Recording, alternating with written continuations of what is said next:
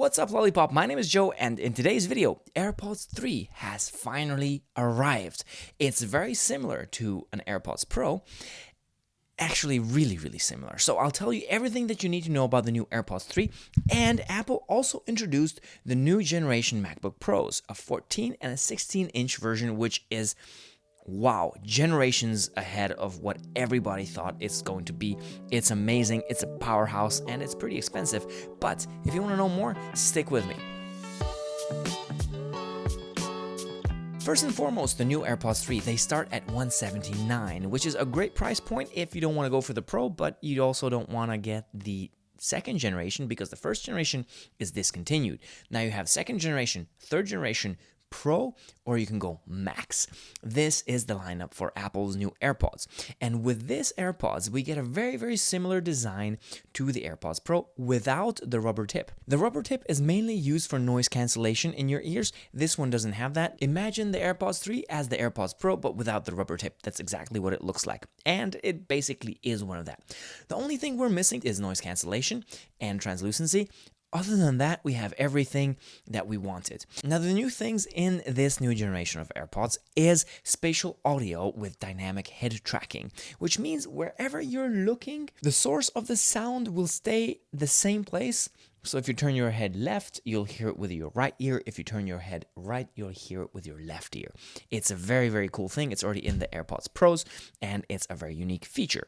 Adaptive EQ means that because none of our ears are exactly the same, and because this doesn't have the rubber tip to cancel out all the noise, and you just want to get the perfect sound in your ears, adaptive EQ adapts the frequencies in a way that all of the content sounds exactly the same for everybody. So no matter if you have big ears, small ears, it's going to sound exactly the same. It has the H1 chip as the AirPods Pro. It has the same dimensions as the AirPods Pro, minus a couple of millimeters. The box is a little bit taller, but a little bit less wide, which is, it's AirPods Pro category. It's IPX4 rated for sweat and rain, so you can't go swimming in it, but it will be all right in case you sweat a lot or it's raining outside and they're in your ears. Now, it does come with Bluetooth 5.0, and it comes in a wireless charging case. They say MagSafe case, but it is not magnetic, just like the AirPods Pro. They say it's a MagSafe case. It is compatible with MagSafe because that's Qi charging, so you can charge it wirelessly with any kind of Qi charger. In the box, you have the charging case, you have the AirPods, you have the Lightning to USB-C cable, and the documentation. Nothing new over there. And it's compatible with all of the devices that the previous generation AirPods were, so dating back all the way to the first generation SE and iPhone 6s. Now, this is the new era of the AirPods, and a lot of people are asking, should I go for the AirPods 3 or should I go for the AirPods Pro? The main difference between the two is noise cancellation. Apart from that, the battery life is actually better in AirPods 3 because it gives up to 6 hours of music playback, and if you put your AirPods back in the charging case, it can charge your AirPods up 4 times. That means it's a 30-hour battery life for your device. If you put your AirPods back into the case, your AirPods 3, for 5 minutes, that'll be approximately 1 hour of music playback. So it charges really quickly for that 1 hour of juice that you might need. If you're considering this and noise cancellation is not a big request on your part, then the $179 against the $249, which is the AirPods Pro, I would suggest go for the AirPods 3. They are a great value and they are a great product. I truly hope that the new Find My system will also be implemented in the AirPods 3. We'll have to wait. There's no documentation on this, but nonetheless, $179. AirPods 3, what do you think? Hit me down in the comment section below. Apart from this, we got two great, extraordinary laptops today with two great and extraordinary and mind-boggling chips. First, let's go over the chips. We have an M1 Pro and an M1 Max. M1 Pro is up to 10-core CPU, up to 16-core GPU, up to 32 gigabytes of unified memory, and up to 200 gigabytes per second memory bandwidth.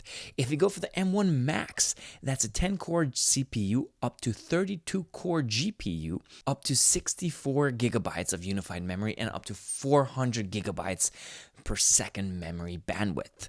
These chips are crazy fast, and not just crazy fast, they're super efficient. If you compare it to the top of the line laptop, PC, gaming, whatever laptop, they are almost at the same level with using 100 watts less power than the competitors.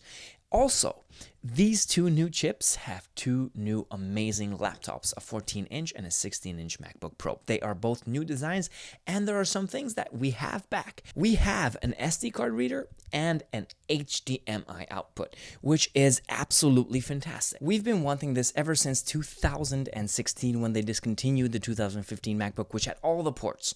This one has 3 USB-C ports or Thunderbolt 4 ports. It has an SD card reader. It has an HDMI output. It has a MagSafe and a headphone jack. So everything that a pro needs and wants, it's built into this. Apart from this, the new MacBooks have mini LED displays with 10,000 mini LEDs. It has a peak brightness of 1,600 nits with a sustained brightness of 1,000 nits. The contrast ratio is 1 to 1 million, and the colors are 1 billion. It's really, really gorgeous. It's a little bit thicker than the previous generations. It's a little bit different. There's also a notch for the camera, which is a 1080p camera with all the algorithms and everything that Apple does. It's going to be a crispy, nice little camera. No Face ID, and the touch bar is gone as well. So there's no more touch bar. I kind of liked it, but I think really it wasn't such a very, very useful thing within the MacBooks.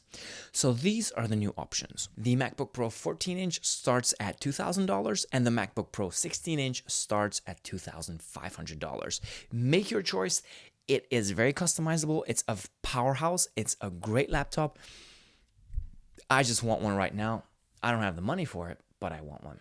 Anyway, guys, these are the new things that were announced today. Thank you very much for watching. If you want to see more videos like this, stay tuned. Until my next video, stay safe and hang loose.